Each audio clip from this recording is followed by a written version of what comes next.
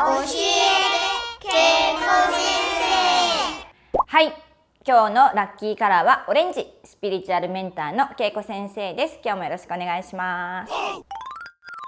ガイドって何ですか？ガイドはですね、基本的に人間を守る目に見えない意識体のことなんだけども、簡単に言うと守護霊さんみたいなことですね。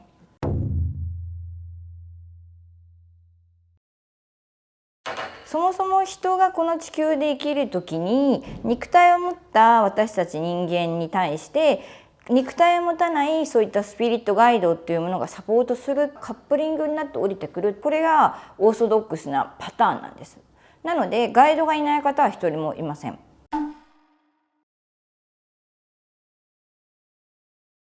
まず私たちは肉体を持ってする体験っていうもので魂を磨くというか意識を向上させる、そのために生まれてくるっていうまずベースがあります。自分でどういうプランでどういうことを学ぼうって生まれる前に決めてくるんだけど、肉体の中に入った瞬間、生まれた瞬間、自分が決めてきたことも生まれる前にいた場所も全部忘れてしまうっていう、そういうパターンがあります。でガイドっていうのは全てを知っている、目に見えない世界のことを知っている存在なので、忘れてしまっているこの人に対して忘れてしまっていない意識体というものがフォローしながら一緒に生きていく。そうすると間違いを犯しづらくなると、そういう感じになりますね。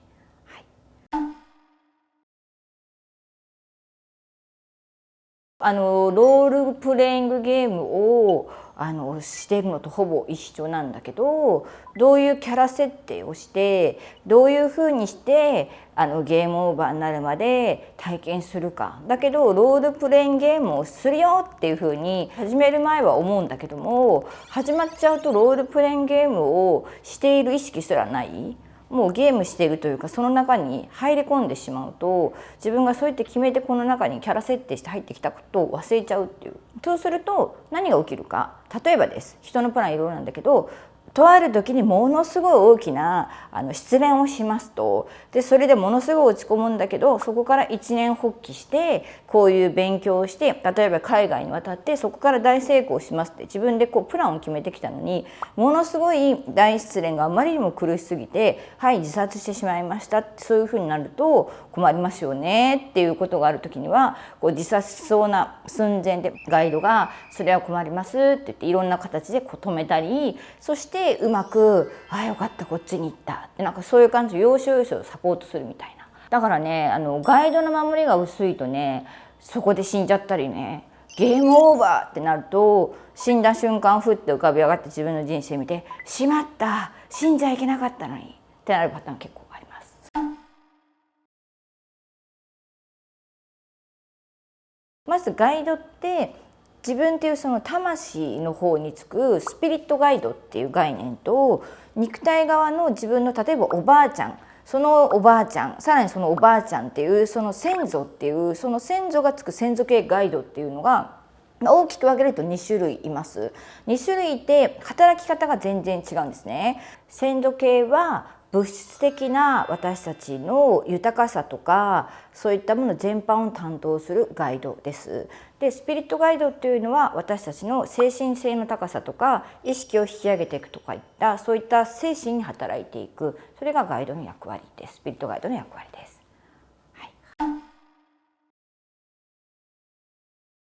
先祖系ガイドは何を担当するかというと、肉体側なのでまず子孫繁栄としてちゃんと結婚して子供が産めますかっていうことを、またお金を稼ぐ仕事を手に入れられますかっていうことを、働いてすごいお金を稼ぐじゃなくてちゃんと生きていけるだけのお金を回せますかっていう、そういうこと。またもう一つはそういった肉体を置く社、この家とか土地っていうものをちゃんと提供できますかって、この大体今申し上げたことがその先祖の役割なんですね。運が悪いって一般の人間が思う時には、結婚できませんとかお金が貯まりませんとか借金問題がありますとかね、これは先祖系のガイドが力がすごく弱いとか、そもそも先祖がガイドになれるぐらいのレベルにいないとか、そういう人は今申し上げたところがすごく弱くなって、外から見ると運がすごく弱いですねっていうふうになります。もう一つ事故や怪我にすごく遭いやすくなる。先祖の守りがある場合は誰かを使って気づかせたりとか、例えば大地震があった時に家がここだけ崩れませんでした、なぜでしょうかって、それをもう先祖が全力で守りましたとかね、そういうことはあります。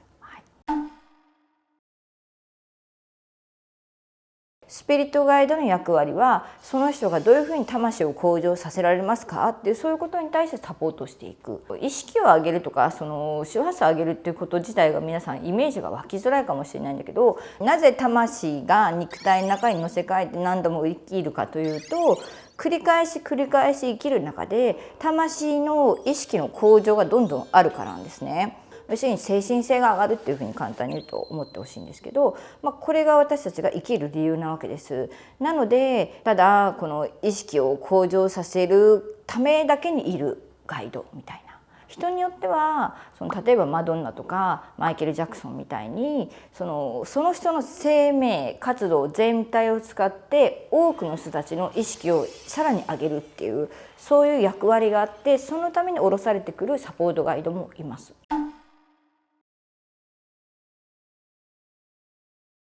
ベーシックなパターンは7、8体です。皆さんちょっとイメージがつきづらいと思うんだけども、ある意味自分の一部分なわけです。で、自分のパートっていろいろありますよね。社会的な自分、恋愛をしている自分、趣味やっている自分とか、そういうそれぞれに担当ガイドがいるみたいな感じなんですよね。でもその中からメインガイドっていうのはいます。それはその人の人生がこれがメインですよねっていうことに対してそのガイドがいて、それがメインになってるみたいな。メインガイドが1体とアザーが6、7体みたいな感じかな。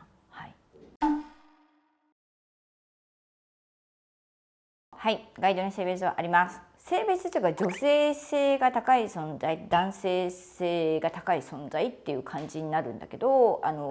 肉体を持たない存在なのでね、オスメスっていうふうにははっきり分かれてないんだけど、女性性が高いガイドが多い人は女性っぽいです。女性性が高いです。で、男性性が高いガイド、要するに見た目男のガイドがいっぱいついている人は男っぽいです。女性であってもそうです。ガイドって交代とかするんだけど、すごいこれまでメインガイドとか他のガイドも全部男ばっかりだった女性、その方ってすごい普段から男性的でバリバリ働くんですね。でも自分が変わっていくとガイドも変わっていくんだけど、そうすると女性系のガイドが現れてくると、その人自身の人生が割と女性っぽくなっていったりとか、女性性を大事にするような生き方をするようになったりするんですよね。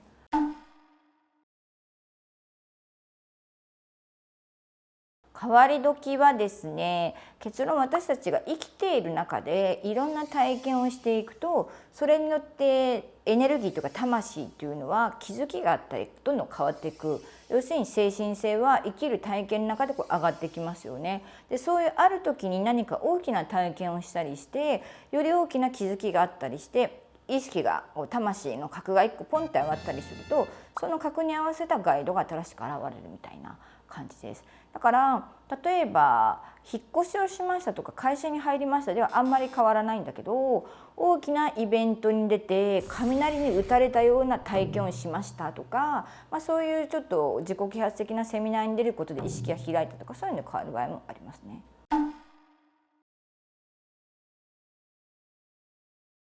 ただ年齢によって体験っていうのは積み上がっていって、それによって意識も変わっていくので、そういう意味では年齢によって変わっていく部分はあります。往々にして。私たちってこの人生大体80年ぐらいで設定してくる満了を、そうすると10代の頃はこういう体験をして、20代こうなって30代こうっていうこういう体験があるんだけど、それに合わせて人の意識って普通に成長してきますよね。それに合わせてガイドって変わってくるので、例えば幼少の頃から大体7、8歳ぐらい、そこでまた変化があって、そこから14、5歳ティーンネイジャーの頃に変化があって、大体20歳から23歳から23、4、5歳ぐらいの頃にまた変わって、成熟したガイドっていうのはそれ以降は基本的には変わらないんです。だから23歳、4歳、5歳ぐらいからは大体ガイドは安定してくるんだけど、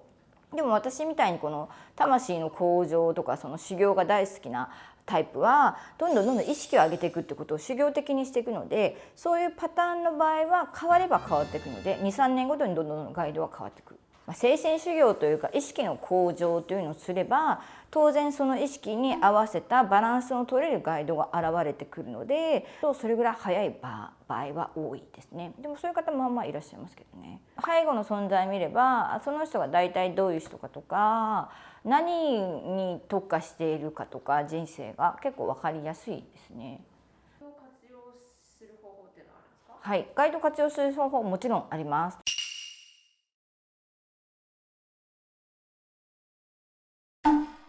まとめ。ガイドは人生の隠れアドバイザー。はい、今回も最後まで見ていただいてありがとうございました。またぜひ見てください。ガイドのしもべにならないようにいい意識交換をしていくと、その人の人生は社会的にすごく発達していって成功者になっていきます。はい、いいねボタン、チャンネル登録よろしくお願いします。ではまた見てください。